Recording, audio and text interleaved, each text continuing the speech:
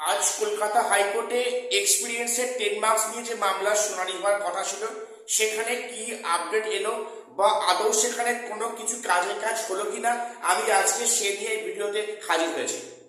দেখো, আজকে এই ঘটনাটার পর না কোথাও যেন মনে হচ্ছে যে সরকারি সদিচ্ছা ছাড়া সেখানে কোর্টও অসহায়।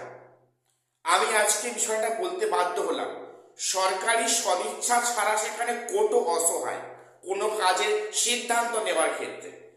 তোমরা জানো আজকের এক্সপিরিয়েন্সের 10 মার্কস নিয়ে আজকে 29 নম্বর সিরিয়ালে ছিল কেসটি, এবং সেটা ঠিক সময়ে শুনানি হওয়ার কথা ছিল, সব ঠিকঠাক ছিল, এবং সেখানে পিটিশনের পক্ষে সমস্ত আইনজীবীরা এবং সেখানে ক্যান্ডিডেটরা প্রত্যেককে প্রেজেন্ট ছিল, এবং সেখানে 28 অব্দি পরপর সিরিয়ালি সমস্ত কিছু শুনানি কমপ্লিট হলো।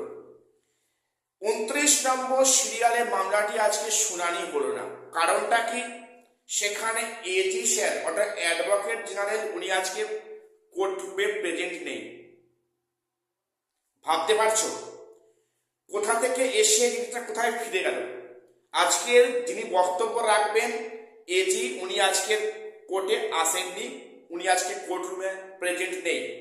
কাজেই এই মামলাটি আজকের কোনো প্রসিডিং হলো না, কোনো শুনানি হলো না। জানি না এরপরে ডেট কয় পরে। দেখো, একটা বিষয় পরিষ্কার, শিক্ষা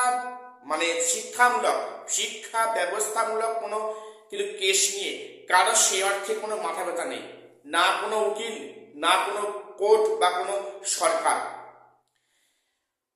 কারোর কোনো হেলদোল নেই সে বিষয়ে। যদি এটা অন্য কোনো বিষয় হতো, সেটা কিন্তু অতি সত্ত্বর সেটা ডিসিশন নেওয়া হয়ে যেত। শিক্ষামূলক বিষয় বলেই এত অবহেলা, আর এটাই আমাদের ভারতবর্ষের শিক্ষা ব্যবস্থার একটা নেগেটিভ দিক, যেখানে তারিখ পে তারিখ, সময়ের পর সময় সেখানে অতিক্রান্ত হয়, সেখানে সাধারণ মানুষের সেখানে আশা হারিয়ে যায় এই ভারতবর্ষের বিচার ব্যবস্থার উপরে। তবু আমাদের প্রত্যেককে বিচারের প্রতি আস্থা রাখতে হয় এবং রাখতে হবে। তো যাই হোক, আজকে সেই অর্থে কিছুই শুনানি হলো না, আজকে মামলাটি কোর্টরুমে উঠলো না, এবং পরবর্তী ডেট কবে আসে বা কবে দেয় সেটা দেখার বিষয়। এখনো অব্দি ডেট সম্বন্ধে আমি এখনো তথ্য পাইনি। তো আজকে এটুকুই আপডেট এই মুহূর্তে দেওয়ার ছিল। প্রত্যেকটা চ্যানেলটা সাবস্ক্রাইব করে রাখো এবং গুরুত্বপূর্ণ নিউজ সবার আগে পাওয়ার জন্য। আর শেষ করছি, দেখা হচ্ছে পরে কোনো ভিডিওতে।